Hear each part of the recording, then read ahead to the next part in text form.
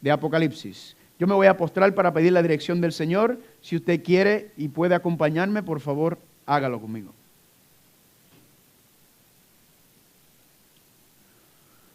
Amantísimo Padre Celestial, te damos gracias por nuevamente el gran privilegio y el gran honor de venir aquí a este santo lugar a estudiar tu santa Biblia. Gracias, Padre, porque a pesar de la lluvia, a pesar del mal tiempo, aquí están los guerreros y las guerreras de Dios que quieren seguir aprendiendo de tu palabra. Esas son las personas, Padre, que reciben una bendición especial por estar aquí. También, Padre, los que nos están escuchando, los que están viendo por internet, Padre. Bendícelos también, porque están ansiosos de estar aquí, por alguna razón no lo están, pero están escuchando. Padre, en esta noche venimos a estudiar un tema muy sublime, muy importante y muy difícil para la comprensión de muchos. Pero tu Espíritu Santo todo lo aclara y todo lo hace digerible para nosotros. Ayúdanos para que podamos no solamente comprender este tema, sino que podemos también hacer un cambio en nuestras vidas por lo que vamos a aprender en esta noche. Gracias por escucharnos, Padre, y dirigirnos, y te lo pedimos en el nombre de Jesús. Amén. Amén. Vayan conmigo, por favor, a Apocalipsis capítulo 14.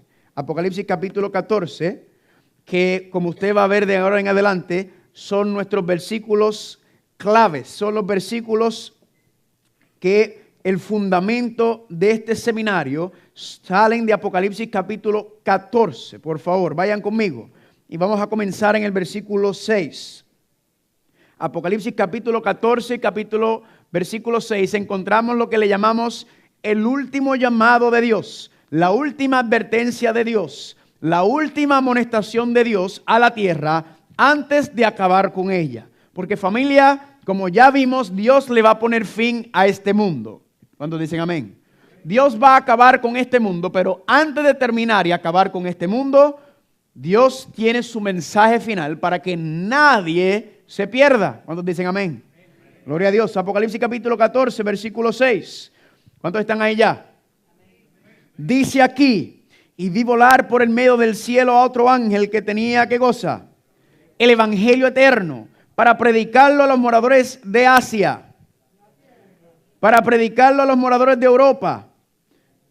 No, para predicarlo a los moradores de toda la tierra, a toda nación, tribu, lengua y pueblo. Familia, no va a quedar un solo ser humano antes del regreso de Cristo sin haber escuchado este evangelio eterno. Todo ser humano sobre la tierra, no importa el lugar que se encuentre, el dialecto que hable, todo ser humano va a escuchar este evangelio eterno que estamos estudiando aquí. ¿Cuántos dicen amén? Y este evangelio eterno, familia, el plan de salvación, ¿en dónde lo encontramos? ¿En qué lugar lo encontramos? En la Biblia, claro, pero la Biblia nos lleva ¿a dónde? Al santuario, ¿qué? Celestial. ¿Cuántos dicen amén? Ahora, este evangelio eterno tiene 3 partes, 3 dimensiones, así como el santuario tiene 3 partes, ¿sí o no? Pues así también el evangelio eterno tiene 3 partes. La primera parte o la primera dimensión del plan de salvación es el perdón de los pecados. ¿Cuántos dicen amén? ¿Cuál es el problema que existe en esta tierra? El pecado, ¿verdad? El pecado fue lo que trajo separación entre Dios y los seres humanos. Así que Dios resuelve ese problema del pecado comenzando en la cruz del Calvario. ¿Cuántos dicen amén? Pero ese no es el plan de salvación completo. Esa es la primera dimensión del plan de salvación. La segunda dimensión del plan de salvación es la victoria sobre el pecado en tu vida. Nadie dice amén. Le voy a dar un ejemplo porque usted tiene que decir amén. Porque si viene un adicto, vamos a decir al heroína o al crack, y ese adicto viene a los pies de Cristo y le pide perdón por sus pecados, se arrepiente y profesa a Cristo como su Señor y Salvador. Pregunta, ¿lo acepta Cristo Jesús, sí o no? Claro que sí, pero tenemos un problema, que sigue siendo un adicto. Entonces, el plan de salvación no es solamente perdonar tus pecados por medio de la cruz del Calvario, sino también es darte la victoria sobre el pecado en tu vida. Que no sigas siendo esclavo del pecado, amén. Renovarte. ¿Cuántos dicen amén? Por eso decimos gloria a Dios. Y ese proceso vamos a ver que ocurre en el lugar santo del santuario celestial. Pero la última dimensión del plan de salvación, la última dimensión del evangelio eterno, que vamos a ver ocurre en el lugar santísimo, es la erradicación o eliminación del pecado de este mundo para siempre.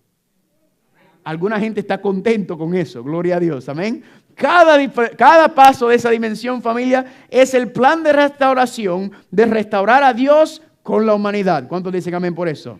Gloria a Dios. Así que mañana cuando lo repita, usted tiene que decirlo con gozo porque cada paso es importante para lograr la restauración completa y regresar nuevamente cara a cara con Dios. Dice el versículo 7, continuando con el Evangelio eterno. Diciendo a gran voz, temed a Dios y darle gloria, porque la hora de su juicio ha llegado y adorad a aquel que hizo el cielo, la tierra, el mar y la fuente de las aguas. Familia, este primer ángel, hablamos ayer, es el llamado de Dios a restaurar estos 4 principios divinos dentro de la iglesia antes de concluir este mundo. ¿Por qué Dios está llamando a restaurar estos 4 principios? Porque estos 4 principios se han olvidado, se han puesto a un lado por muchos de los llamados hijos de Dios. Y Dios al final entonces está llamando a restaurar estos 4 principios, que lo empezamos ayer, continuamos hoy, mañana y el jueves. Y dice el versículo 8, y otro ángel le siguió diciendo, ¿ha caído quién? Babilonia, la gran ciudad, porque ha hecho beber a algunas de las naciones. No, familia, todas las naciones están o escuchando el evangelio eterno y siguiéndolo o bebiendo del vino de Babilonia. Todas las naciones están embriagadas con el vino de Babilonia. Y la Biblia dice que Babilonia va a caer y vamos a ver por qué Babilonia va a caer. Porque Babilonia no quiere hacer caso al primer ángel. Como Babilonia no quiere reformarse, Babilonia quiere hacer lo que a ella le gusta, Babilonia va a caer. Y lo que estén dentro de Babilonia, ¿qué le va a suceder? Versículo 9, y el tercer ángel lo siguió diciendo a gran voz, si alguno adora a la bestia y a su imagen. ¿Si alguno qué? Adora. Ahora, yo quiero compartir con ustedes una palabra, un sinónimo espiritual para la palabra adoración. La palabra adoración, si usted quiere buscar un sinónimo espiritual, es la obediencia. Sencillo, ¿sí o no? ¿Cuántos quieren adorar a Dios? Pues tiene que obedecerle. Porque la única adoración que Dios acepta es la obediencia a su palabra. ¿Están conmigo? Esa es la adoración. La palabra adoración en griego es la palabra proskuneo, que significa postrarse de rodillas y poner la frente en el suelo. Es una señal de humillación y entrega, como vimos ayer, ¿sí o no? Gloria a Dios, es por medio de la obediencia. Pero usted también puede obedecer o adorar ¿a quién? ¿Quién dice aquí? A la bestia. Usted puede adorar o obedecer a la bestia y su imagen y recibir la marca en su frente o en su mano. Y el que haga eso también beberá del vino de la ira de Dios, que ha sido vaciado puro en el cáliz de su ira, y será atormentado con fuego y azufre delante de los santos ángeles y del Cordero. Y el humo de su tormento sube por los siglos de los siglos, y no tienen reposo de día ni de noche los que adoran a la bestia, ni a su imagen, ni nadie que reciba la marca de su nombre. Versículo 12. Aquí está la paciencia de los santos, los que guardan ¿qué cosa? Los mandamientos de Dios y tienen ¿qué? Y guardan la fe de Jesús. Amén. Gloria a Dios. El mensaje termina que los que van a perseverar, los que van a mantenerse en pie en el tiempo del fin son los que ¿quiénes? Los que guardan la fe de Jesús y guardan ¿qué cosa? Los mandamientos de Dios. ¿Cuántos dicen amén? Y ayer estudiamos en ese primer ángel, en el versículo 7 dice, temed a Dios, ¿verdad? Y vimos ayer esa primera parte, que el temor. ¿Dios quiere que tú le tengas miedo, familia? No. El temor a Dios vimos que no es miedo, sino es ¿qué? Honra, respeto, ¿verdad? To be in awe, en inglés se utiliza el concepto. Y es cuando usted ve lo que Dios ha hecho por nosotros, cuando ve que Cristo se desvistió de su divinidad y se vistió con humanidad y se humilló para dar su vida, para poder darnos a nosotros una segunda oportunidad. Usted no puede hacer más que estar maravillado ante la entrega de Cristo Jesús y decir cuán grande es este Dios. Y esa entrega, ese amor, esa confianza, esa gratitud nos lleva a hacer ¿qué? A humillarnos y obedecer su palabra, ¿verdad? Y vimos que el temor de Dios está directamente ligado con guardar sus ¿qué? Sus mandamientos, su santa ley, que sirven para ¿de qué? La ley, ¿cuál es el propósito? ¿Para qué? Para enseñarnos el pecado en primera dimensión y en otra dimensión para enseñarnos el amor y la justicia de Dios. Amén. Esa barra protectora que Dios pone para que el ser humano pueda identificar el pecado y no acercarse a él se llaman ¿qué cosa? Los 10 mandamientos, la ley real, la ley de la libertad. ¿Cuántos dicen amén? Lindo es eso. Pregunta, ¿hay cristianos inocentemente en esta tierra que dicen o que han puesto la ley de Dios a un lado o que dicen que está abolida o que no hay que obedecer la ley de Dios, ¿sí o no? Por eso es que Dios llama ¿a qué? A restaurar ese principio, porque aún hay hijos de Dios que no conocen esta verdad y ese principio tan hermoso. ¿Cuántos dicen amén? Pero sigue diciendo el mismo mensaje. Temed a Dios y darle gloria porque la hora de su juicio llegará. Ustedes como que no leyeron bien. Vamos a leerlo nuevamente. Temed a Dios y darle gloria porque la hora de su juicio llegará. Ahí dice que la hora del juicio ha llegado. ¿En estado qué? Presente. Lo que significa que el juicio ya comenzó. Y usted se estará sentado ahí con la boca abierta diciendo, pero ¿cómo es que el juicio ya comenzó? Si a mí me enseñaron que el juicio no comienza hasta que Cristo regrese. Pues familia, el mismo Cristo lo dice en Apocalipsis 22:12. Y aquí yo vengo pronto y ¿mi qué? Mi galardón conmigo para recompensar a cada uno según fuere su qué. La Biblia enseña, Apocalipsis enseña que Cristo viene con ¿qué? Con la corona en la mano ya. Lo que significa que si Él ya viene con la corona y el nombre de las personas están escritos en esa corona, significa que la determinación sobre quién recibe esa corona se tiene que haber hecho ¿cuándo? Antes del regresar. ¿Están conmigo? Así que antes de venir es que se sabe quién va a recibir esa corona. ¿Están conmigo? Ahora, ¿dónde en la Biblia, familia, encontramos un juicio? ¿En dónde? Es una pregunta capciosa. Porque ¿en dónde no se encuentra un juicio en la Biblia? ¿Sí o no? Adán y Eva, ¿fueron enjuiciados? Sí. ¿Los días de Noé fueron enjuiciados? Sí. ¿Los tiempos de Abraham, la Torre de Babel, fueron enjuiciados? Por toda la Biblia encontramos el juicio. El tema del juicio se ve desde Génesis hasta Apocalipsis. Pero hay un juicio divino, un juicio que va por encima de todos los juicios, que es el juicio monumental, el juicio divino exclusivo. Y ese y ese juicio, familia, ¿en dónde lo encontramos? Adivinen, ¿en qué parte lo encontramos? En el santuario. ¿En el qué? En el santuario. Vayan conmigo a Levítico capítulo 23. El tercer libro de la Biblia. Acuérdese, usted no puede decir en un libro específico porque todos los libros hablan del juicio de Dios. Pero cuando hablamos del juicio de Dios exclusivo, específico, lo encontramos en un lugar y se encuentra dentro del santuario. Levítico capítulo 23, vayan conmigo. Levítico capítulo 23. En Levítico capítulo 23 aparecen las 7 fiestas ceremoniales. Si usted se acuerda, nosotros comenzamos hablando sobre las 7 fiestas ceremoniales. Y esas 7 fiestas ceremoniales, ya habíamos estudiado, son 7 ¿qué? A ver si se acuerdan. 7 profecías, alguien por ahí lo dijo, ¿verdad? 7 profecías sobre el plan de salvación. Pero vayan conmigo, vamos a ver estas siete fiestas en el viejo pacto. Levítico capítulo 23, y vayan conmigo por favor al versículo 26. Levítico 23, 26. ¿Están ahí? Dice: también habló el Señor a Moisés diciendo: a los 10 días de este mes, séptimo día, ¿será qué día? El día de expiación. Tendrás santa convocación y afligiráis vuestras almas y ofreceráis vuestras ofrenda encendida al Señor. Ningún trabajo harás en ese día, porque es día de ¿qué? Día de expiación. ¿Para qué? Para reconciliarlos delante del Señor vuestro Dios. ¿Para qué está el día de expiación? ¿Para hacer qué? Reconciliación.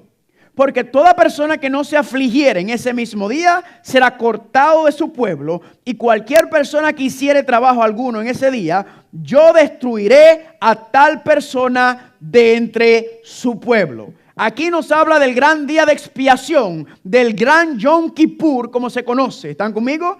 Y en este día, familia, dice aquí que era el día en que se hacía reconciliación delante del Señor. Ahora le hago una pregunta: ¿por qué tiene que haber reconciliación entre Dios y su pueblo? ¿Por qué? Porque estamos enemistados por culpa de ¿quién? De Adán y Eva, ¿verdad? El pecado fue lo que trajo separación entre Dios. Entonces necesitamos ¿qué cosa? Reconciliarnos. Y esa reconciliación ocurría ¿cuándo? En el día de expiación, el gran día, como vimos anteriormente, el gran día del juicio. ¿Están conmigo? Ahora, en el viejo pacto sabemos que la reconciliación simbólica era representado comenzaba por medio del cordero y luego pasaba al santuario. ¿Están conmigo? Pero la pregunta es cómo y dónde continúa, porque sabemos que esa reconciliación ahí, ese comienzo de la reconciliación era temporario, ¿verdad? No era permanente, sino era una dramatización, ¿verdad? Era el viejo pacto lleno de símbolos y figuras. Pero la pregunta es ¿en dónde se lleva a cabo la reconciliación completa? Pues ya lo sabemos que es en dónde ocurre. Dentro del santuario, dentro del plan de salvación. Ahora, aquí están las 7 fiestas ceremoniales que habíamos estudiado hace unos días atrás, ¿verdad? La Pascua, los panes sin levadura, las primicias, las 7 semanas, las trompetas, el día de expiación, el Yom Kippur y la fiesta de los tabernáculos. Y ya vimos, familia, que estas fiestas son profecías, ¿verdad? Las estudiamos por medio de la vida de Cristo Jesús y ya hemos visto el cumplimiento profético de todos, familia. Quiere decir que el día de expiación también tiene que tener un cumplimiento, ¿qué? Tiene que tener un cumplimiento profético, ¿verdad? Porque en el viejo pacto se llevaba a cabo literalmente esta ceremonia. Significa que como todas las demás, en algún lugar en la Biblia tenemos que encontrar ese cumplimiento profético. ¿Están conmigo? Ahora, si se acuerdan, hablamos que habían ¿cuántos tipos de servicios? 2 tipos de servicios. El servicio diario o continuo que ocurría entre el patio y el lugar santo, ¿verdad? Cuando se sacrificaban los corderos y se tomaba la sangre y esa sangre era entrada al lugar santo y luego esa sangre era rociada ¿hacia dónde? Hacia el arca del pacto que representa el trono de Dios, pero la sangre no llegaba porque ¿qué paraba la sangre? El velo, y durante 359 días al año esa sangre se acumulaba sobre el velo, ¿verdad? Y vimos que ¿qué sucede con la sangre que se acumula? Hiede, huele, ¿verdad que sí? Huele mal, por eso está el altar de incienso, para neutralizar el olor. ¿Están conmigo? Pero luego vimos entonces que todo eso son profecías y el velo representaba la carne de Cristo. ¿Se acuerdan de eso? Que aguantaba, que era el que tomaba la sangre, porque ¿qué representa la sangre? El pecado. Ahora, en el día de expiación o en el servicio anual, un día al año, era el día que se limpiaba el santuario. Que todo ese pecado, toda esa suciedad que se había acumulado durante el año, se tenía que sacar. ¿Están conmigo? ¿Por qué tenían que sacar ese pecado? ¿Por qué tenían que hacerlo? Vamos a estudiarlo. Dice Levíticos capítulo 16, 15 al 17. Ese capítulo 16 habla completamente sobre el día de expiación. Vamos a leer una parte. Dice en el 16, 15 al 17. Después degollará, ¿en qué cosa? Expiación, limpieza, cobertura, purificación. El macho cabrío expiatorio que era por el pueblo y meterá la sangre de él, ¿dónde? Del velo adentro. ¿Qué estaba detrás del velo? El lugar santísimo. ¿Y quién está en el lugar santísimo? Solamente una vez al año podía entrar el sumo sacerdote al lugar santísimo. En ningún otro día nadie, ninguna otra persona podía entrar a ese lugar porque en ese momento porque ahí estaba ¿qué? La presencia de Dios. Sigue diciendo, hablando de la sangre, y la esparcirá sobre el propiciatorio, que es el arca del pacto, y delante del propiciatorio. Y escuchen bien esta frase.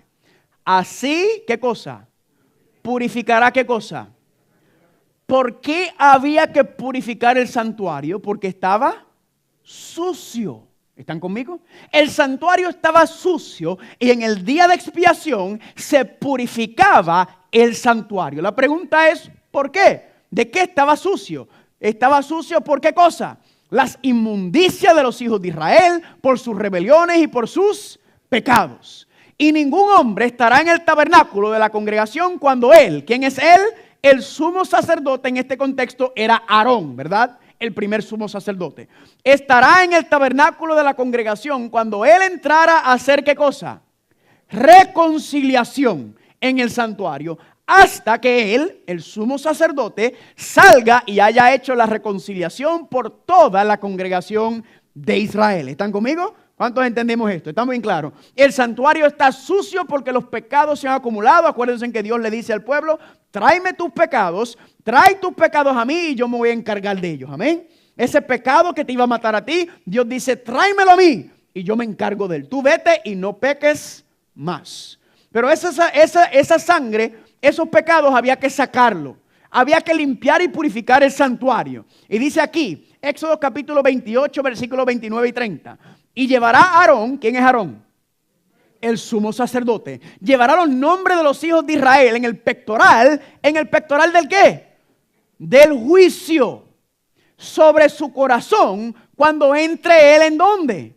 Así que cuando Aarón entraba al santuario, al lugar santísimo, ¿había o no había juicio? Sí. Y dice aquí, y llevará siempre Aarón el juicio de los hijos de Israel sobre su corazón, ¿dónde? Delante del Señor. 4 puntos que quiero recalcar aquí. 1, Aarón, el sumo sacerdote, es quien lleva el juicio. ¿Están conmigo? Segundo punto, el juicio ¿en dónde ocurre? En el santuario. Tercer punto, el juicio es primero ¿por dónde? ¿Quién va primero? Los hijos de Israel. ¿Están conmigo? Este juicio era ¿para quién? Para el pueblo de Dios. Y cuarto punto es que el juicio es ¿dónde? Delante del Señor. ¿Quién representaba al pueblo delante de Dios en el día del juicio? Aarón. Aquí dice que era Aarón. ¿Están conmigo? Aarón era quien llevaba, familia. Y aquí hay una ilustración. Aquí está el santuario, ¿verdad? Aquí está el campamento y toda la gente alrededor. En este día era el día más importante del año hebreo y todavía a los ojos de ellos todavía creen que es el día más importante. ¿Y qué ocurría? El sumo sacerdote entraba al lugar santísimo y en ese día todo el pueblo estaba alrededor. Como leímos ahí, usted tenía que afligir su alma en ese día, ¿verdad? Saber si estaba bien con Dios. Y en ese día el sumo sacerdote entraba dentro del lugar santísimo y simbólicamente entonces los pecados caían sobre él y él los sacaba para purificar el santuario. ¿Están conmigo? Y luego traspasaban a otro lado. Ahora, le hago una pregunta. ¿Era este día importante? ¿Por qué era tan importante? Por esta razón. Si ellos no sacaban los pecados en ese día, si el sumo sacerdote no hacía el trabajo que tenía que hacer, o el pueblo no afligía su alma y no sacaban los pecados, Dios no podía morar con ellos el próximo año. Y si Dios no moraba con ellos el próximo año, ¿qué le iba a ocurrir a millones de personas en medio del desierto?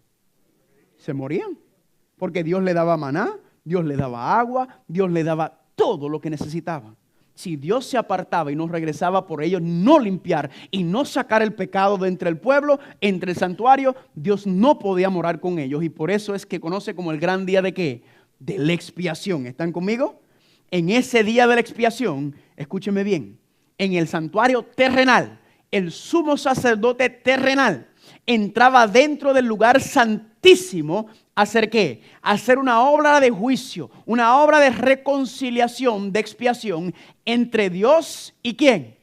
Y el pueblo. ¿Están conmigo? Era el gran día en que se reconciliaba Dios con su pueblo. ¿Cuántos dicen amén por eso?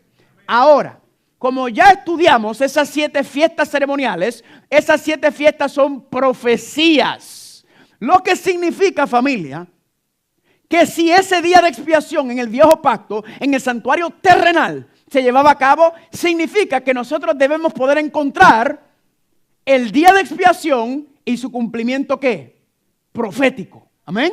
Su cumplimiento literal, no en el santuario terrenal, sino en el santuario celestial. Porque acuérdense que viejo pacto, santuario terrenal. Nuevo pacto, santuario celestial. Así que debemos encontrarlo. Ahora le hago una pregunta. ¿Será que encontramos el cumplimiento profético de esta fiesta ceremonial en la Biblia, sí o no? Oh, sí. ¿En dónde lo encontramos? En Daniel capítulo 8. Vayan conmigo, por favor. Daniel capítulo 8. Les recuerdo a nuestros invitados, a los que nos están viendo por internet, si usted desea las notas y toda esta información, por favor, me dé su correo electrónico a mí o a mi esposa. Si están en internet lo pueden poner en la página de Facebook, pero también la iglesia tiene una página donde ellos quieren que usted se suscriba para que pueda recibir toda esta información. Ahí va a estar la información para los que están viendo en internet. Los que están aquí en vivo, por favor, me entregan a mí su correo electrónico y con mucho gusto le envío toda esta información. Ayer les envié un libro, no ayer, el día anterior, cuando tocamos el tema de la profecía de las 70 semanas. Les envié un libro llamado Detonando el Engaño de Israel. ¿Lo vieron? ¡Wow! Ese libro es fabuloso para entender mejor el asunto del Israel literal y espiritual del libro de Apocalipsis. Vayan conmigo a Daniel capítulo 8. ¿Están ahí? Daniel capítulo 8 y vamos a comenzar en el versículo 9. Daniel 8:9. Dice ahí, y de uno de ellos salió un cuerno, ¿qué? Un cuerno pequeño que creció mucho al sur, al oriente y hacia la tierra gloriosa. Familia, ¿quién es este cuerno pequeño? Vamos a ver más adelante que el cuerno pequeño es el anticristo.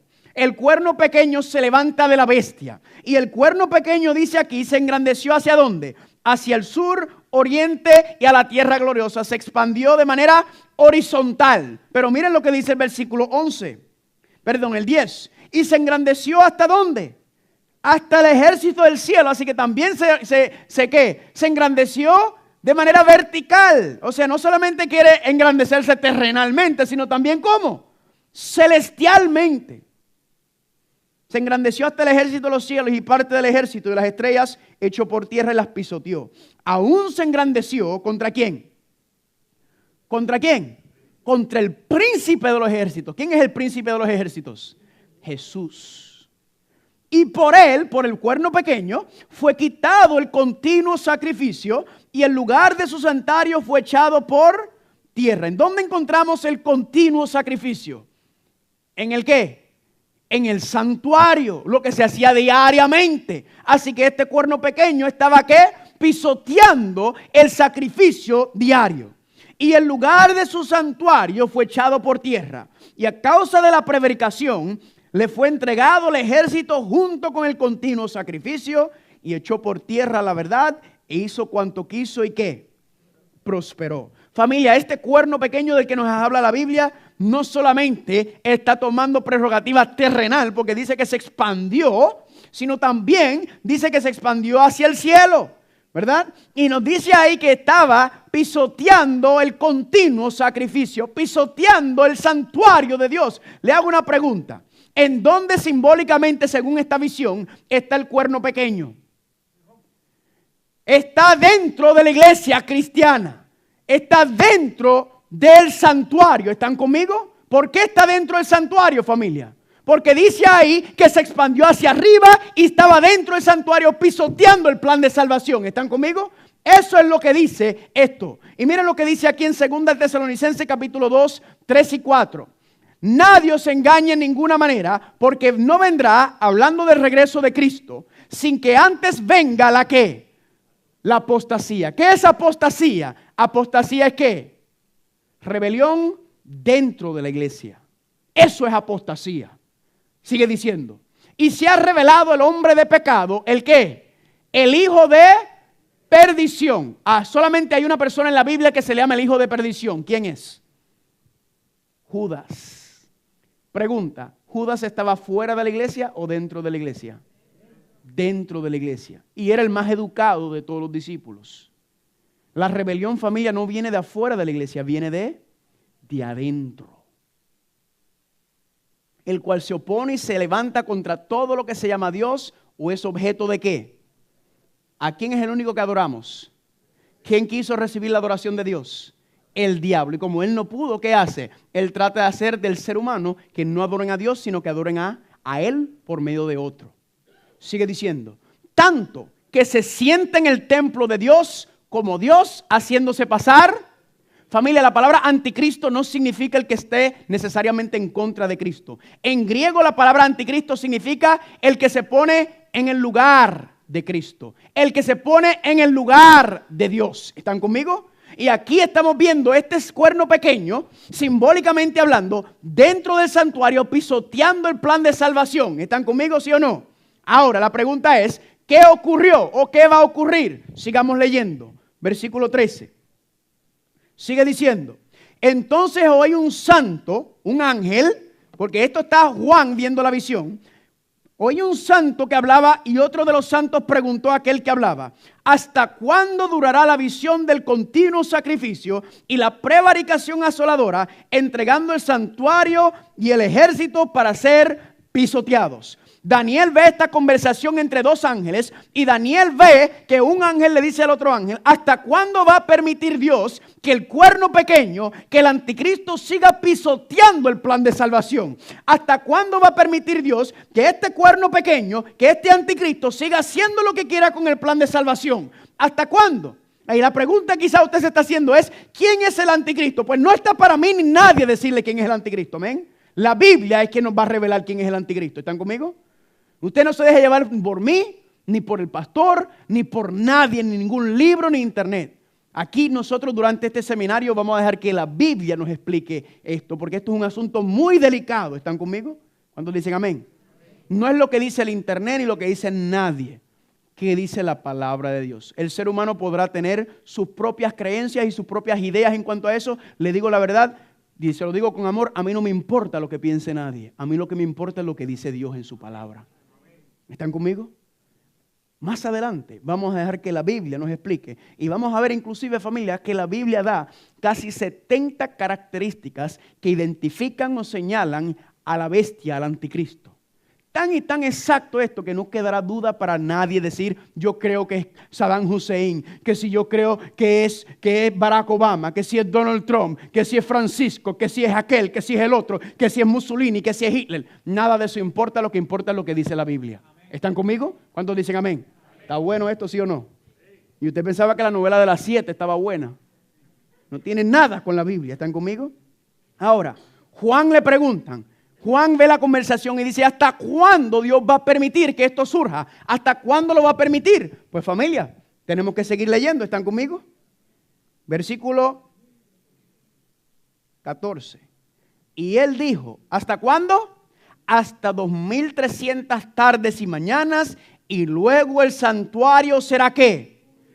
Ay, ay, ay, ay, ay. Dios iba a permitir que el cuerno pequeño hiciera lo que quisiera con el plan de salvación. ¿Hasta cuándo? 2300 tardes y mañanas o días, y luego el santuario sería ¿qué? Le hago una pregunta. ¿En dónde nosotros vimos esa frase, el santuario será purificado? ¿En dónde lo vimos? En Levítico 16. Así purificará el santuario, ¿sí o no? Daniel 8:14 dice: hasta 2300 tardes y mañanas, y el santuario sería ¿qué? ¿No es la misma frase? Si el santuario sería purificado, es porque el santuario estaba ¿qué? Contaminado. Pero familia, noten que este era el santuario del viejo pacto, y aquí estamos hablando de una profecía relacionado con el santuario terrenal, no el celestial. Amén. ¿Cuántos dicen amén? 2300 tardes, luego el santuario sería ¿qué? Purificado. ¿Cuántos dicen amén con eso? Ahora, lo que significa, familia, que si el sumo sacerdote terrenal en el día de expiación del viejo pacto entraba al lugar santísimo del santuario celestial para hacer el gran día del juicio, el gran día de la reconciliación en el santuario terrenal, significa que entonces aquí encontramos el cumplimiento profético en donde ¿quién? El verdadero sumo sacerdote entra al santuario celestial. No escuché un amén por eso. Así que la pregunta es: si encontramos el gran día del juicio, el día de expiación, el santuario purificado, la pregunta es: ¿cuándo comenzó? Porque ahí dice ¿cuántos días? 2300 días, y luego el santuario será purificado, o luego empezará ¿qué? El juicio, porque el santuario era purificado en el día del juicio. ¿Cuántos dicen amén? Así que vamos a encontrar la fecha de inicio. ¿Cuántos dicen amén? ¿Cuándo fue que comenzó? Pues vayan conmigo, vamos a seguir leyendo. Versículo 15. El versículo 15 de Daniel 8 sigue diciendo: necesitamos la fecha para saber cuándo comenzó el juicio. Y aconteció que mientras yo, Daniel, consideraba ¿qué cosa? Pregunta, ¿esto fue revelado a Daniel en visión? Sí. Mientras yo, Daniel, consideraba la visión y procuraba comprenderla, y aquí se puso delante de mí uno con apariencia de hombre. Y oí una voz de hombre entre las riberas del Ulai que gritó y dijo: Gabriel, enseña a este la visión. ¿A quién se le encargó enseñarle a Daniel la visión? Al ángel Gabriel. Sigue diciendo: Y vino luego cerca de donde yo estaba, y con su venida me asombré y me postré sobre mi rostro. Pero él me dijo: entiende, hijo de hombre, porque la visión es para ¿cuándo?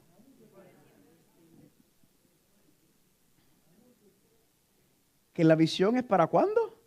Para el tiempo del fin. Le hago una pregunta. ¿Quién quiere saber cuándo fue que comenzó el tiempo del fin? Yo levanto la mano porque a mí yo quiero saberlo, ¿sí? Porque del tiempo del fin se habla en Apocalipsis.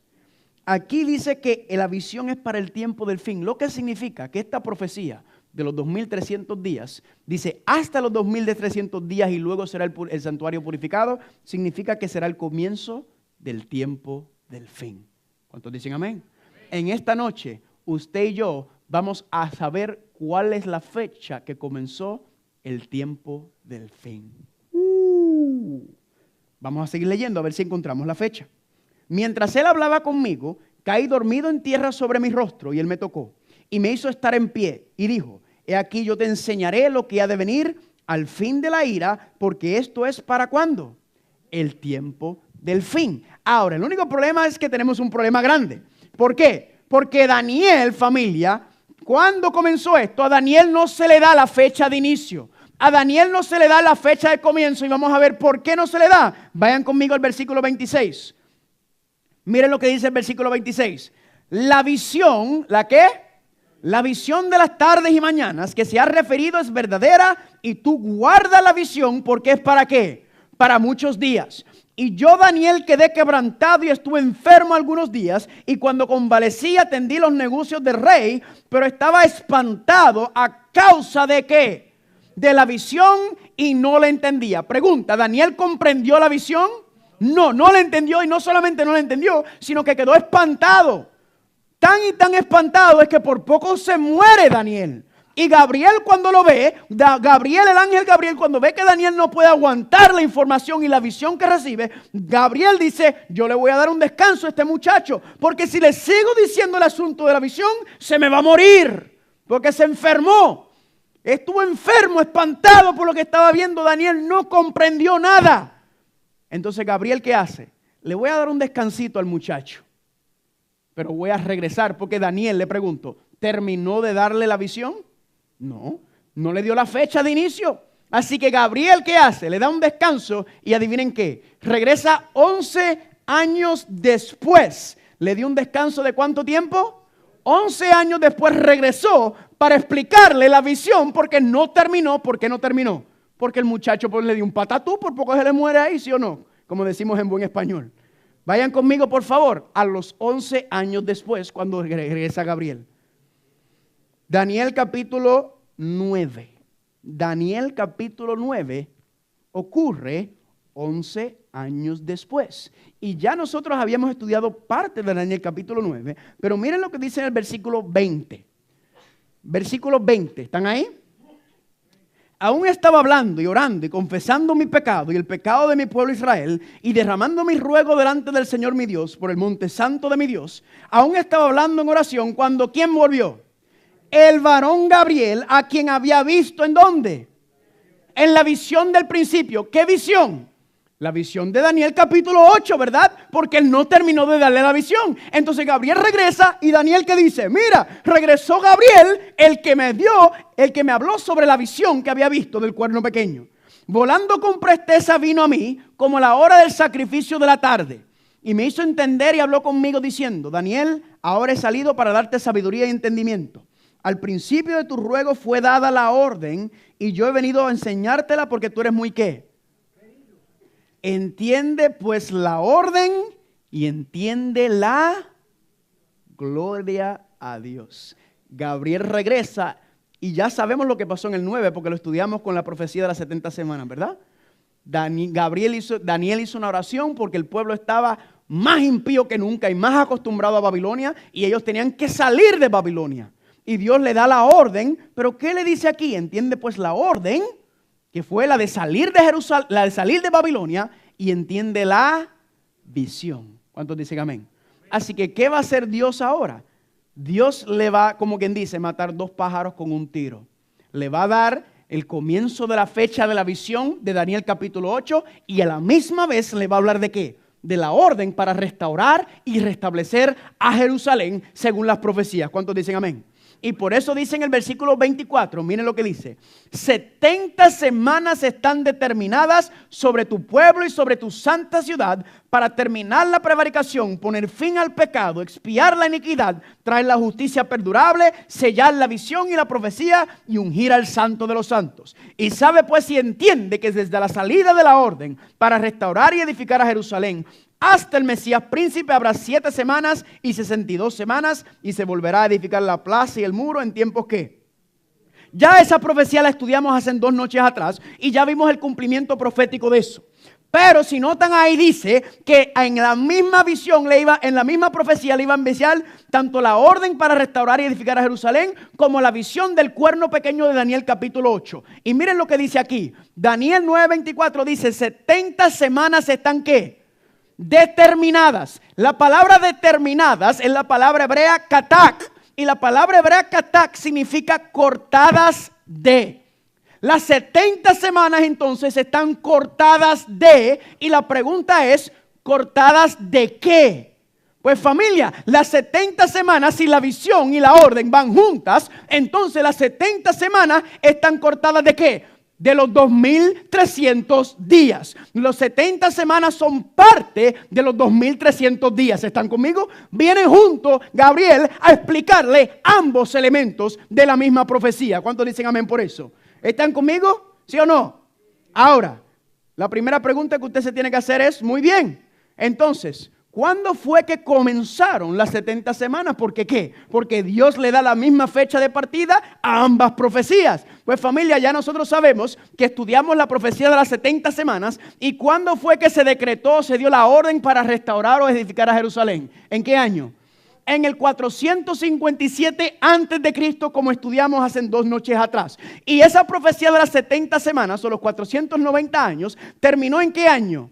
En el año 34, cuando el fin de la probatoria para el pueblo hebreo, cuando apedrearon a Esteban, el último profeta llamado al pueblo. ¿Están conmigo? Así que ya tenemos la fecha de inicio. Entonces, para ambas profecías, ahora lo que tenemos que hacer es sumarle al año 457, 2300 días. Y miren qué interesante. 457 lo sumamos a 2300 días, y 2300 días es aproximadamente 6 años y 39 días. Así que al año 457 le restamos 6, porque acuérdense que vamos en contra del tiempo, ¿verdad? Y cuando usted le resta 457 los 6 años, eso te lleva al año 451 antes de Cristo. Le hago una pregunta. Y ahí está. 451 antes de Cristo está cerca del tiempo del fin. No. Ni siquiera Cristo había llegado todavía. Todavía faltaban casi 500 años para su llegada. ¿Qué es lo que pasó aquí? ¿Hubo un descuadre o algo? No. Lo que pasa es, si usted se acuerda, ya nosotros aprendimos un principio bíblico que tenemos que aplicar cuando estudiamos las profecías de tiempo. ¿Y cuál es esa profecía de tiempo referente? Es que un día profético es equivalente a un año literal. Amén. Lo hicimos con las 70 semanas y cuadró perfecto al pie de la letra. ¿Cuántos dicen amén? Así que ese mismo principio profético que tiene que ver con las profecías se aplica en esta situación. No son 2300 días, son 2300. Gloria a Dios. ¿Dios qué dice? Por 2300 años le voy a dejar al cuerno pequeño pisotear el plan de salvación y hacer lo que quiera. Hasta 2300 días. Quiere decir que el jueguito de él se le acabó al final de los 2300 años. Amén. Ahora, vamos a empezar a hacer los cálculos, porque miren esto, qué fácil. Ya tenemos una parte de la profecía hecha, ¿sí o no?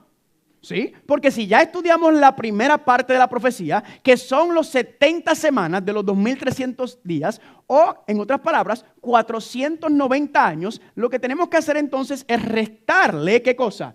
Las 490 años a los 2300 días. ¿Están conmigo? Porque tienen la misma fecha de partida, así que ya tenemos una parte. Vamos a hacerlo sencillo. Así que a los 2300 años, que es la profecía completa, le partimos las 70 semanas, que son 490 años. ¿Y cuántos años quedan de la profecía? 1810 años. Así que tomemos esos 1810 años y lo que tenemos que hacer es sumárselo al año ¿qué? 34, porque ya esta es la primera parte, 490 años. Lo que hay que hacer es sumarle los 1810 años al año 34 y eso nos va a llevar al final de la profecía de los 2300 años o al comienzo del tiempo del fin. ¡Woo! Al año 34 le añadimos 1810 años y eso nos lleva ¿a qué año? Al 1844. Gloria a Dios. Acabamos de encontrar la fecha cuando comenzó el juicio. Porque dice, así se purificará el santuario, así comenzará el juicio. ¿En el santuario terrenal? No, en el santuario celestial. ¿Cuántos dicen amén? Ahora, ¿qué ocurrió en el 1844? Durante el segundo gran despertar, un predicador bautista llamado William Miller en los Estados Unidos, estudiando Daniel 8:14 como nosotros lo hemos estudiado, determinó que la segunda venida de Cristo sería el 22 de octubre del 1844. ¿Por qué el 22 de octubre? Porque noten que en el 1844, el gran día de expiación, según el viejo pacto, caía ¿en qué día? El 22 de octubre. Así que él determinó día de expiación, haciendo los cálculos, 22 de octubre. ¿Qué determinaron este grupo de personas? Que Cristo iba a regresar a la tierra. Y este movimiento, dice la historia, que revolucionó los Estados Unidos. Había más del 25% de la población en Estados Unidos y en Europa envueltos en este asunto, pensando que Cristo iba a regresar el 22 de octubre. Pero pasó algo. Ellos no sabían que el santuario estaba en el cielo y no en la tierra. Ellos pensaban que Cristo iba a venir al santuario terrenal, no entendiendo la profecía que Él iba a entrar ¿a dónde? Al lugar santísimo. ¿Están conmigo? Y lo que se le llama la gran decepción o el gran chasco. Pero familia, pasó algo más en el 1844 que está registrado en los 7 sellos de Apocalipsis. ¿Y sabe qué más pasó? No le voy a decir porque usted tiene que seguir viniendo, amén. No me da tiempo. Pero más adelante voy a tener un tema completito que vamos a hablar qué fue lo que ocurrió después del año 1844 relacionado con el santuario celestial. ¿Cuántos dicen amén por eso? Ahora, para repasar, en el viejo pacto, en el santuario terrenal, el sumo sacerdote terrenal, ¿qué hacía? En el día de expiación del viejo pacto, ¿entraba dónde? Al lugar santísimo para hacer ¿qué? Para hacer el gran día del juicio, el gran día de la expiación o reconciliación entre Dios y la humanidad. Eso es en el viejo pacto. Pero en el nuevo pacto, en el cumplimiento profético, el verdadero sumo sacerdote, ¿que es quién? Jesucristo, entra en el santuario celestial para comenzar ¿qué cosa? El día del juicio, el día de expiación, el día de ¿qué? El gran día de la reconciliación entre Dios y la humanidad. ¿Cuántos dicen amén? Gloria a Dios, amén. Ya sabemos, podemos exactamente determinar qué es lo que está ocurriendo en el cielo y qué está pasando. ¿Cuántos dicen amén por eso? Yo no sé si usted está emocionado por esto, ¿sí o no? Amén. Gloria a Dios. Ahora, lo que vamos a hacer en el tiempo que nos queda es que vamos a hablar y desglosar cómo es este asunto del juicio. El asunto profético lo ponemos en pausa. Más adelante vamos a seguir con el asunto. La pregunta entonces que nos vamos a contestar por lo que queda de tiempo: ¿cómo será el juicio? ¿Están conmigo? ¿Están preparados? La primera pregunta que voy a hacer es: ¿cuántas personas tendrán que compadecer ante el juicio? ¿Cuántas personas tendrán que aparecer ante el juicio? Porque muchas personas que yo hablo dicen, bueno, solamente los perdidos o solamente los que muertos. ¿Quiénes son los que van a tener que pararse frente al trono de Dios? La Biblia es bien claro, 2 Corintios 5:10, porque es menester que todos nosotros comparezcamos ante el tribunal de Cristo para que cada uno reciba según lo que haya hecho, ya sea bueno o sea. Romanos 14:12 dice, de modo que cada uno de nosotros dará a Dios cuenta de sí mismo. A usted le guste o no, la Biblia dice que cada uno de nosotros en algún momento tendremos que pararnos frente al trono de Dios. Cada uno de nosotros en algún momento de nuestra vida futura tendremos que pararnos frente a Dios para darle cuenta de lo que nosotros hicimos en esta tierra. ¿Qué hicimos con el tiempo?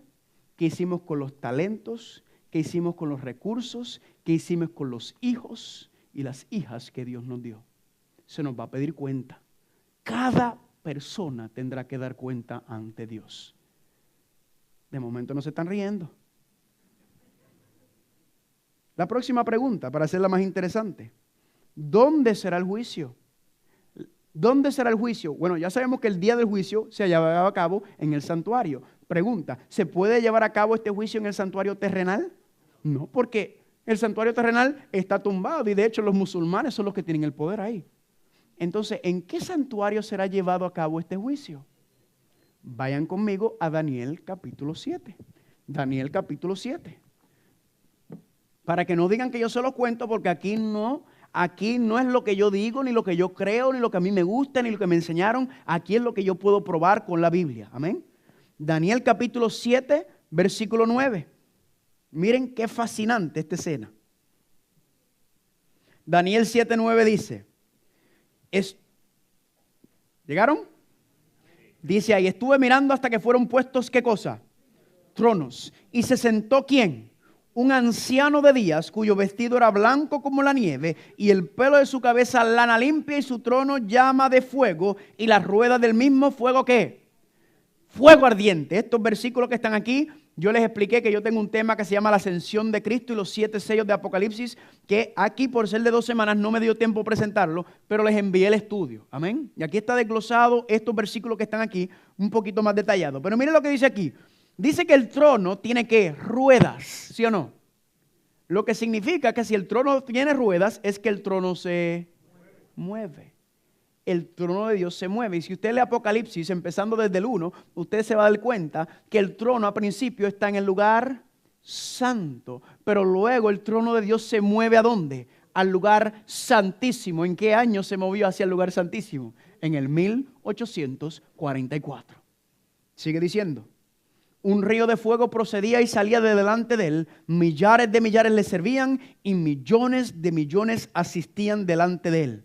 El juez se sentó y los libros fueron abiertos. Familia, pregunta, ¿esto es una escena de juicio, sí o no? Oh, sí. Aquí dice que el juez se ¿qué? ¿Alguno de ustedes ha estado alguna vez en un tribunal? ¿Verdad? Y todo el mundo está relajado de lo más bien y de momento dicen, el honorable juez, yo no sé ni quién. Y entra el juez y todo el mundo se para y el juez viene, ¿verdad? Y el juez llega y se siente, entonces todo el mundo se sienta. Eso, ¿de dónde se lo sacaron? ¿De aquí? Todo el asunto de nuestro sistema jurídico de que nosotros tenemos en Occidente, todo sale de la Biblia. Usted lo va a ver ahora mismo. ¿Están conmigo? Así que aquí claramente hay una escena de juicio y donde hay millares y millares y millones de millones. ¿Quiénes son los millares y millares y millones y millones y billones y billones que les sirven? Los ángeles. Así que pregunta, ¿eso puede estar ocurriendo aquí? No, eso está ocurriendo ¿dónde? En el santuario celestial. ¿Cuántos dicen amén? Ahora, si usted nota, ahí dice que los libros fueron abiertos. Pregunta, ¿qué son esos libros y qué contienen los libros? Pues vamos a dejar que la Biblia nos diga. Apocalipsis 20:12. Y vi a los muertos, grandes y pequeños, de pie delante de ¿qué? Del trono. Y los libros fueron abiertos, libros en plural, y otro libro fue abierto singular, que es el libro de la vida. Y los muertos fueron juzgados por lo que estaba escrito ¿en dónde? En los libros plural según sus. Ahora le voy a hacer una pregunta. Y yo sé que esto aquí causa risa en donde quiera que uno va. ¿Usted alguna vez ha visto un muerto en pie? El único lugar en el mundo en donde usted ve un muerto parado es en Puerto Rico. Porque nosotros lo hacemos especial, ¿verdad? Nuestros velorios son únicos. Yo presento esto y yo lo digo, ¿verdad? Yo soy orgulloso de ser puertorriqueño y dominicano. Pero ¿qué digo? Mi país es tremendo, ¿verdad? Pero aquí no está hablando de ese tipo de velorio. ¿Aquí de qué está hablando? Aquí está hablando de la última etapa del juicio de los perdidos. Y vamos a tocar ese tema al final, cuando toquemos el tema del milenio y cuando toquemos el tema del Armagedón. Aquí está hablando de esa escena de juicio. Y si usted nota, los muertos, ¿por qué están muertos? Porque no tienen ninguna esperanza. Todos son los que se pierden. Ellos fueron juzgados ¿por qué? Por los libros. ¿Están conmigo? Pero noten que ahí habla también del libro. O sea, están los libros y está el libro. ¿Cuál es el libro por excelencia? Pues mira, Apocalipsis 13:8 dice, y la adoraron, hablando de la bestia, todos los moradores de la tierra cuyos nombres no estaban escritos ¿en dónde? En el libro de la vida del Cordero que fue inmolado ¿desde cuándo? Ya ese versículo lo estudiamos, pero ese libro de la vida que nos habla aquí es el libro de la vida ¿de quién? Del Cordero. O sea, usted tiene que tener su nombre escrito en el libro de la vida del Cordero, porque si no, usted va a hacer ¿qué? Va a adorar a la bestia. ¿Están conmigo? Y ese tema viene próximo por ahí. Los dos temas, el de la vida, el del libro de la vida del Cordero y el de la bestia. ¿Están conmigo? Así que, como los muertos no tenían su nombre escrito en el libro de la vida, estaban ¿qué? Perdidos. Pero ahí hablé de libros en plural. Ya sabemos entonces que hay unos libros y la pregunta que les hago es, ¿qué están escritos en esos libros? Su nombre está escrito en el libro de la vida del Cordero si usted le entregó su vida al Señor. Pero, ¿qué está escrito en los otros libros? Pues mire qué sencillo. Romanos 2:15 al 16. El día en que Dios juzgará los secretos de los hombres mediante Cristo Jesús. ¿Qué es lo que está escrito en esos libros? Tus secretos. Cada uno de nosotros tiene un libro en el cielo. Ahí está la cara tuya, riéndote o triste, como sea que tú andes siempre, ¿verdad? Y dentro de tu libro están ¿qué? Tus secretos. Usted pensaba que nadie estaba viendo, usted pensaba que nadie sabía, pues Dios sí sabe. Usted a Dios no se le esconde nada. ¿Y qué son esos secretos? Miren aquí. Mateo 12:35 al 37. Pero yo os digo que de toda palabra ociosa o vana que los hombres hablaren, de ella darán cuenta, ¿cuándo? En el día del juicio. Porque por tus palabras serás justificado o perdonado, y por tus palabras serás ¿qué? Todo lo que tú has dicho en tu vida está escrito. Cada palabra que has pronunciado, esté o no esté presente otra persona humana, está escrito en tu libro. Todo. ¿Qué más? Eclesiastés capítulo 12, versículo 13 al 14. Teme a Dios y guarda sus ¿qué? Porque esto es el todo del judío. Acuérdese de eso, los mandamientos no son de los judíos, del hombre. Porque Dios traerá toda obra a juicio, juntamente con toda cosa encubierta, ya sea buena o sea, escuche bien, todo lo que usted ha hecho en su vida, todo lo que tú has hecho en tu vida, sea bueno o malo, tanto por obra o hablado, está escrito en tu libro. Todo. Todo. ¿Para hacer qué? Para ser juzgado a juicio con toda cosa encubierta. Ahora, hay mucha gente que dice, no, pero es que mis pecados fueron echados en el fondo del mar. Mis pecados fueron echados al fondo del mar. ¿Han escuchado eso? Sí. ¿Por qué entonces dice la Biblia que vamos a ser juzgados por nuestras obras? Pero es que Dios conoce mi corazón. ¿Ha escuchado eso también, verdad? Vamos a ver por qué ese asunto. Porque sí, los pecados van a ser echados al fondo del mar, pero no es hasta el final. No es hasta el final, y eso lo comprueba el santuario en las ceremonias. ¿Están conmigo? Miren lo que dice aquí. Santiago 2, 17 al 20. La pregunta es, ¿por qué voy a ser juzgado por mis obras? Bien sencillo. Así también la fe, si no tiene obras, es ¿qué? Muerta en sí misma. Pero alguno dirá, tú tienes fe y yo tengo obras. Muéstrame tu fe sin tus obras y yo te mostraré mi fe por medio de mis obras. Mas quieres saber, oh hombre vano, que la fe sin obras es muertas. Somos salvos por medio de la fe en Cristo Jesús. ¿Cuántos dicen amén? Los únicos méritos por el cual vamos a entrar al reino de los cielos es ¿por qué? Por nuestra fe en el Señor Jesucristo, como nuestro Señor y Salvador. Amén. Pero cuando la gente dice es que Dios conoce mi corazón, es cierto. El problema es que Dios es el único que conoce tu corazón, porque Dios es el único que puede leer tu mente. El resto del universo y nosotros no podemos leer tu mente, sino cómo se manifiesta lo que está en tu corazón. ¿Por medio de qué? De tus obras. La fe es la raíz de la salvación y el perdón de los pecados. Las obras son el fruto o el resultado de esa salvación. ¿Están conmigo? Entonces, ¿cuál es la evidencia de que tú le has entregado tu vida al Señor? ¿Cuál es la evidencia o la prueba que se va a llevar al juicio? Son tus obras. Por medio de tus obras es que se va a ver si verdaderamente tu profesión de fe fue genuina. Porque Cristo mismo dice en Mateo 7:21, no todo el que me diga, Señor, Señor, entrará al reino de los cielos, sino los que hacen o obedecen la voluntad del Padre. ¿A quién Él está hablando?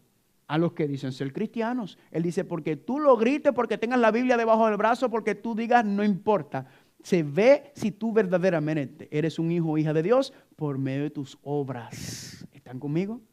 La profesión de fe, si no va conforme con tus obras, no sirve de nada. Al revés. ¿Están conmigo? ¿Cuántos dicen amén?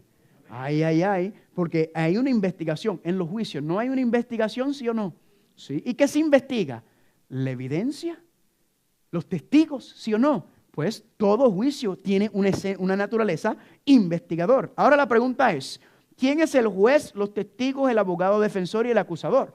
Porque eso es lo que nosotros vemos en nuestro sistema contemporáneo, ¿verdad? Y todo eso, como les expliqué, viene de la Biblia. Eso no se lo inventó el ser humano de la nada. Todo este concepto jurídico nuestro viene de la palabra de Dios. Mateo 18:10, mirad que no despreciéis a uno de estos pequeñitos, porque os digo que sus ángeles, ¿los ángeles de quiénes? De los pequeñitos, en los cielos contemplan siempre el rostro de mi Padre que está en los cielos. ¿Quiénes son los testigos, familia, a todo lo que el ser humano dice y hace sobre la tierra?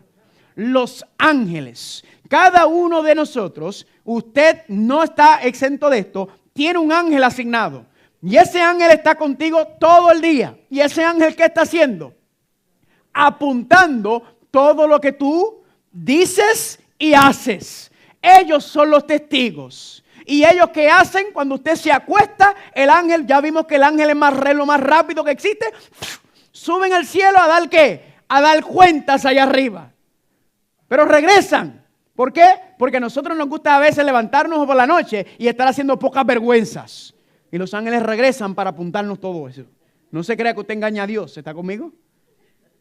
Todo lo que tú has hecho. Nadie estaba viendo. Oh sí, los ángeles y Dios estaban viendo lo que tú estabas haciendo.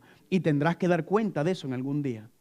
Pero esto no es para que tenga miedo, no te preocupes, amén. Usted va a ver que la razón por la cual que todo lo que has dicho y todo lo que hemos hecho está registrado es por una razón linda y preciosa. ¿Están preparados? ¿Quién es el acusador? Apocalipsis 12, 9 al 10. Si fue lanzado fuera aquel gran dragón, la serpiente antigua llamado Diablo y Satanás, el cual engaña a algunos en el mundo. Acuérdese, familia, todo el mundo está engañado por el diablo. El diablo por medio de la bestia tiene el mundo entero engañado.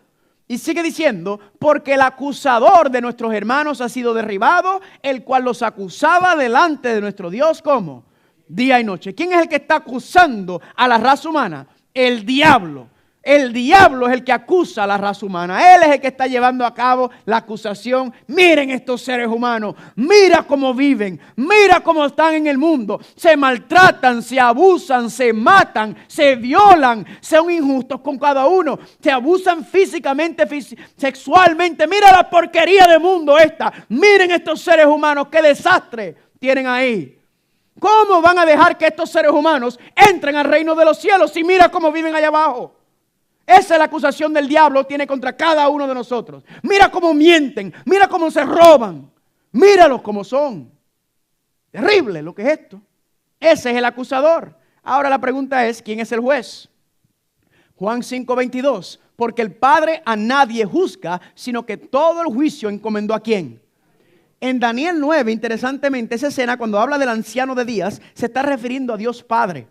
Pero aquí dice que el Padre le encomendó todo el juicio al Hijo. Le hago una pregunta. ¿Por qué será que el Padre no toma cargo del juicio? Porque el Padre es juez. ¿No me entienden? Amén.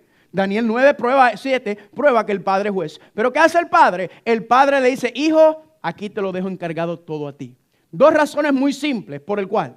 Primero, es porque si usted en el día del juicio, vamos a suponer que usted se parara frente al trono de Dios y Dios viene y te dice, usted es un pecador, la paga del pecado es la muerte y eres sentenciado. Usted se le podría salir la poca vergüenza de decirle, qué fácil es para tú decirlo, Dios Padre, porque tú ahí en tu trono sublime, santo, tú no sabes lo que es vivir en la tierra.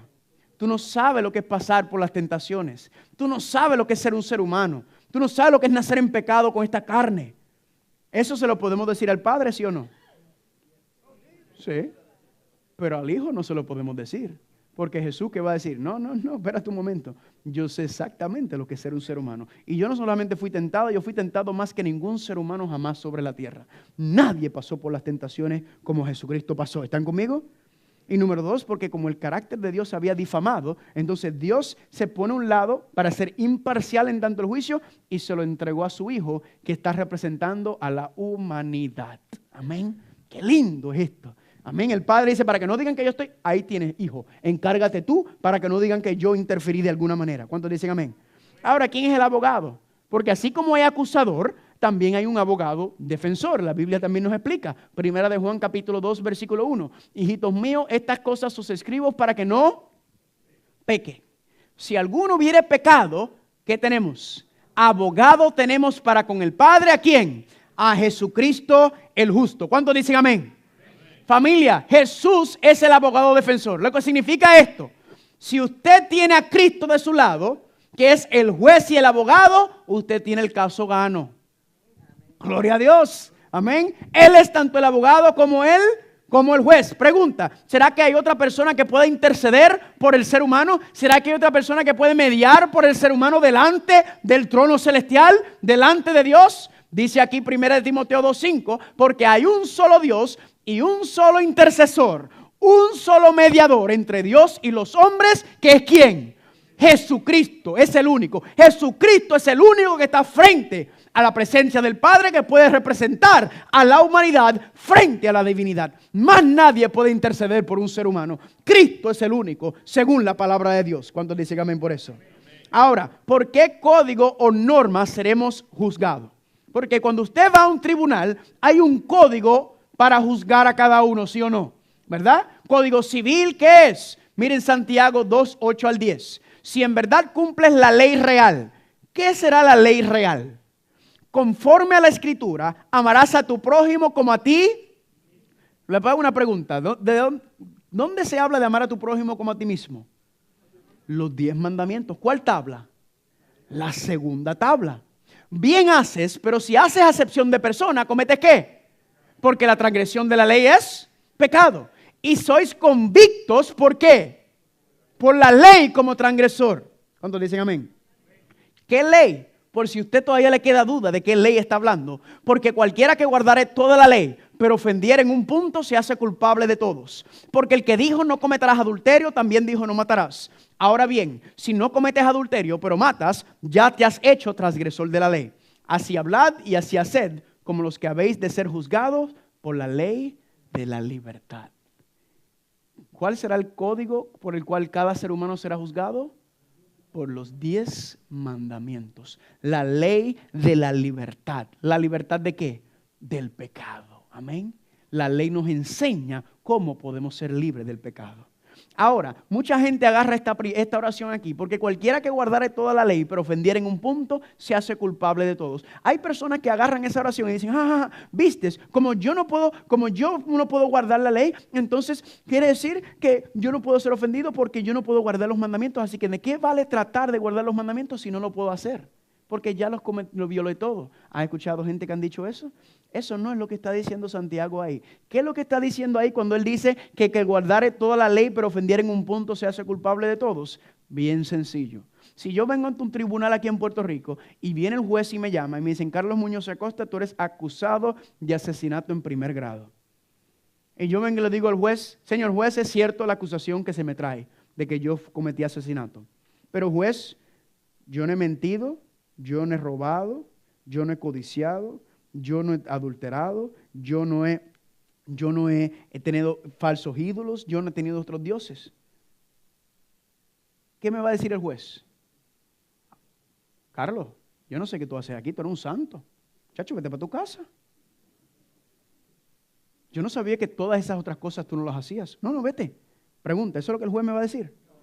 El juez me va a decir, me alegro mucho que no hayas violado todos los otros mandamientos, pero este sí lo violaste. Y cuando violas uno, violas todo el código moral de Dios. ¿Están conmigo? A eso se está refiriendo. Toda la ley es un código. No, usted no escoge aquí me gusta allá. Todo es lo mismo. ¿Están conmigo, sí o no? ¿Cuántos dicen amén? ¿Con quién comienza el juicio? Ya nosotros vimos con quién comienza el juicio. En el santuario, ¿con quién comenzaba el juicio? Con el pueblo de Dios. La primera etapa de la cual estamos hablando, que empezó en el 1844, empieza con el pueblo de Dios. Más adelante veremos la segunda y la tercera etapa en otro tema. Dice aquí, 1 de Pedro 4:17, porque es tiempo de que el juicio comience por la casa de Dios. Y si primero comienza por nosotros, ¿cuál será el fin de aquellos que no obedecen qué cosa? El evangelio. Así que la primera etapa del juicio comienza con la casa de Dios. ¿Están conmigo? Y usted se preguntará, ¿y cómo nosotros vamos a compadecer ante el Tribunal Supremo, ante el Tribunal de Dios, si no hay un ser humano que pueda aparecerse frente a ese tribunal? No hay ningún ser humano que pueda aparecerse ahora mismo en la presencia de Dios santo y puro y sublime. Pues familia, ya lo hablamos. Hebreos 9:24, porque no entró Cristo en el santuario hecho de mano, figura del verdadero, sino en el mismo cielo para presentarse ahora por nosotros en la presencia de Dios. ¿Están conmigo? Cristo es el que se presenta a favor de su pueblo. ¿Están conmigo? Así que los que han muerto están durmiendo. Esa gente en algún momento le llegará su momento. Usted y yo, como estamos vivos, todavía no se ha terminado de escribir nuestro libro. Así que usted y yo todavía estamos aquí. Estamos a tiempo. ¿Cuántos dicen amén? Estamos a tiempo. Pero los que murieron o cuando cierra el aprobatorio de la gracia, se le acabó. ¿Están conmigo? ¿Están conmigo? ¿Sí o no? Mire lo que dice aquí. Cristo vino a la tierra y representó a la divinidad ante la humanidad para luego regresar al cielo a representar la humanidad ante ¿qué? Ante la divinidad. ¿Están conmigo? Ahora, esto es lo que vamos a hacer, familia. Yo les voy a mostrar una dramatización. Por favor, escúcheme bien la palabra, porque siempre viene alguien a preguntarme, mire que usted dijo esto, escúcheme bien. Yo voy a hacer una dramatización de cómo sería el juicio. No es cómo va a ser. Utilizando la información, yo le voy a mostrar un poco para que usted podamos tener una idea general de cómo será. ¿Están conmigo? Por favor, no me tomen literal en todo lo que voy a decir. Vamos a suponer que me llamen Carlos Muñoz Acosta. En mi día del juicio en que tengo que aparecerme. Y ese día me paro frente al trono celestial. Y me dicen, Carlos Muñoz Acosta, tú estás aquí porque eres acusado de haber violado la ley de Dios. Y por haber violado la ley de Dios, eres un pecador y la paga del pecado es la muerte. Y ahora comienza el juicio y llama el acusador. Y de momento por ahí viene Satanás, que es el acusador, y dice, ¡ja, ja, ja! Aquí tengo el registro, el libro de Carlos Muñoz. Y aquí están todos sus pecados. Y el diablo saca mi registro de pecados. Y el diablo los enumera uno por uno. Mira todos los pecados de toda la vida de Carlos Muñoz. Y como Carlos Muñoz violó la ley de Dios, él es un pecador. La paga del pecado es la muerte. Carlos me pertenece a mí. Y ahí va él acusándome. Y termina. Y le preguntan, Carlos Muñoz, ¿tienes abogado? Y yo con la cabeza abajo. ¿Por qué? Porque es cierto. Todo esto es verdad.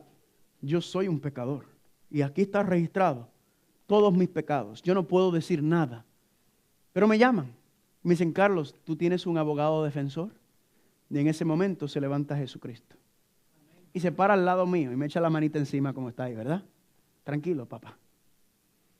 Y Jesucristo agarra el registro de mis pecados que Satanás me acusó. Y Jesucristo los agarra y le enseña al universo celestial, al Tribunal Supremo, todos estos pecados de los cuales se acusa a Carlos Muñoz de haber violado. Aquí es cierto. Él violó mi ley, él es un pecador y la paga del pecado es la muerte. Eso es cierto. Pero Carlos me aceptó a mí como su Señor y Salvador. Y como ya yo morí en la cruz del Calvario por todos los pecados, como Él me aceptó a mí, esta sentencia que tenía Él de muerte está saldada por mi muerte en la cruz del Calvario. Carlos no se le imputa ningún pecado. ¿Por qué? Porque ya yo morí en lugar de Carlos Muñoz. Y como Él me aceptó a mí como su Señor y Salvador, mi justicia es imputada sobre Él. Y no solamente eso, sino cuando me miran, Jesucristo dice, y aquí está la justicia mía. El registro de Cristo es como perfecto, sin mancha ni tacha. Y Jesucristo me dice, ahora yo pongo mi expediente y mi registro en el lugar de Carlos Muñoz. Y cuando el Padre me mira y me dice, mira Carlos Muñoz, yo a quien veo es a mi hijo en ti y mi hijo fue perfecto. Así que como tú no tienes ningún pecado registrado, entra al reino de los cielos y glorifica al Cordero. Amén. ¿Por qué voy a entrar yo al reino de los cielos? No es por mí, es por la justicia perfecta e inmaculada de Jesucristo. Amén. Gloria a Dios. Ahora le van a decir a Jesús, el diablo se va a levantar. ¿Y cómo tú pruebas que Él te aceptó a ti como su Señor y Salvador? ¿Cuál es la evidencia? ¿A dónde tienen que ir para mostrar la evidencia? A mi libro. Y cuando agarran el libro mío, ¿qué van a hacer? Jesús va a agarrar el libro mío y va a decir, este es el libro de Carlos Muñoz. Y Jesús va a empezar a mostrar la evidencia. Y cuando empiezan a mostrar la evidencia, nació. Y desde chiquito era tremendo sinvergüenza. Mira, terrible, desastre. Ya aquí ya tiene conciencia de lo que está haciendo el bien y el mal. Y ay, las cosas no van nada de bien. Y todo el mundo dice, sí, qué desastre, el muchacho no va para ningún lado. Pero aquí van a parar en un momento y van a decir, 22 de marzo del 2008, Carlos Muñoz se bautizó. Se arrepintió, se bautizó y recibió el perdón de sus pecados. Gloria a Dios. Y el cielo estalla en gloria a Dios. Aleluya. Y cuando Cristo entonces, ahora, ¿cómo sabemos que esa profesión de fe, esa obediencia a ese mandato fue correcto? Porque ¿quién quiere hacer? Vamos a mirar.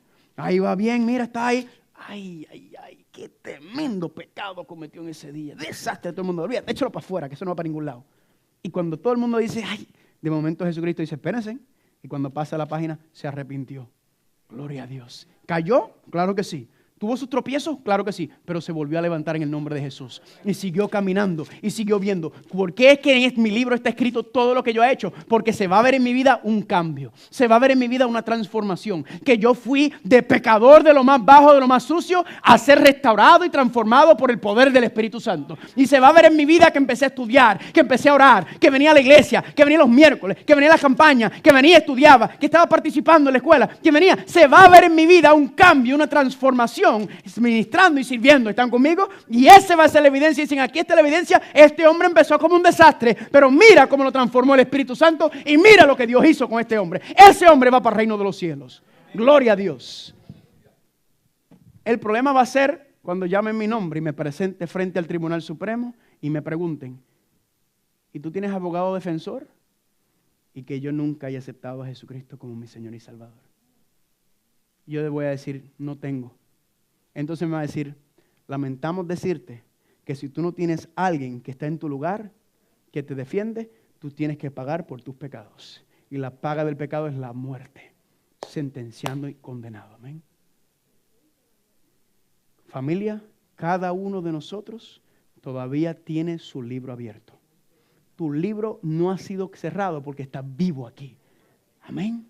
Y le pregunto para concluir, ¿hay alguien que esta noche quiere decir, yo quiero tener a Jesucristo de mi lado? Yo quiero tener ese abogado. Yo quiero contratar esa firma de abogados en donde hay un solo abogado que se llama Cristo Jesús. ¿Hay alguien que se quiere poner en pie en esta noche y decir, yo deseo a Cristo Jesús como mi abogado defensor para yo en ese gran día del juicio, para yo estar en pie y decir, Señor, gracias Cristo, porque es que gracias a ti es que los que vamos a entrar al reino de los cielos es por tus méritos, por tu gloria, amén, por tu perfección, por tu justicia. ¿Cuántos dicen amén? Lindo, familia. ¿Cómo contratamos a Cristo Jesús como nuestro abogado defensor? Tenemos que tener nuestro nombre escrito en el libro de la vida. ¿Cómo lo hacemos? Siga viniendo, amén. Mañana a las 7:30 el tema es la verdadera adoración. Vamos a estudiar otra parte fascinante de esa profecía del mensaje de los 3 ángeles en Apocalipsis 14. No se lo pierda. Ahí hay invitaciones en los asientos. Usted agarre algo, usted invita a alguien. Usted no es que tengo esto, tengo aquello. Mire, si usted puede poner al lado, estamos aquí por 2 semanas nada más. Estas 2 semanas pueden cambiar tu vida. Si hay algo que puede dejar para después, hazlo. Si tiene que tomar un examen o algo así en la universidad pues, o el trabajo, yo lo entiendo. Pero si es algo que usted puede dejar para después, no deje de perderse esto. Amén. Venga. Porque el diablo no quiere que tú vengas porque sabe que aquí estamos desenmascarándolo su gran engaño. Amén. Le pido al pastor Robert Ruiz que venga para orar por nosotros para que nunca deseemos tener a nadie más sentado en el trono de nuestro corazón, sino solamente al abogado de abogados, a nuestro Señor y Salvador Cristo Jesús. Amén. Oremos, inclinemos el rostro para orar. Señor y Padre, en esta hora queremos darle gracias por nuestro abogado Jesús. Amén. Gracias porque en esta noche todos nuestros hermanos, nuestros invitados especiales han decidido escoger a Jesús como su abogado, para que el día del juicio sea Él el que nos represente a cada uno de nosotros.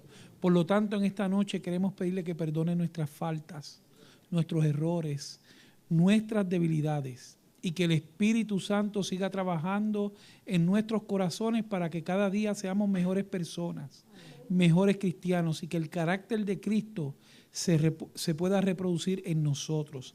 Ahora regresamos a nuestros hogares. Que el ministerio de sus ángeles poderosos, los ministros de la luz, nos lleven con bien, denos una noche de descanso. Mañana, luego de las actividades, podamos llegar temprano para el próximo tema de estos hermosos seminarios de Apocalipsis. Acompáñenos y bendiga a su pueblo. En el nombre de Jesús. Amén.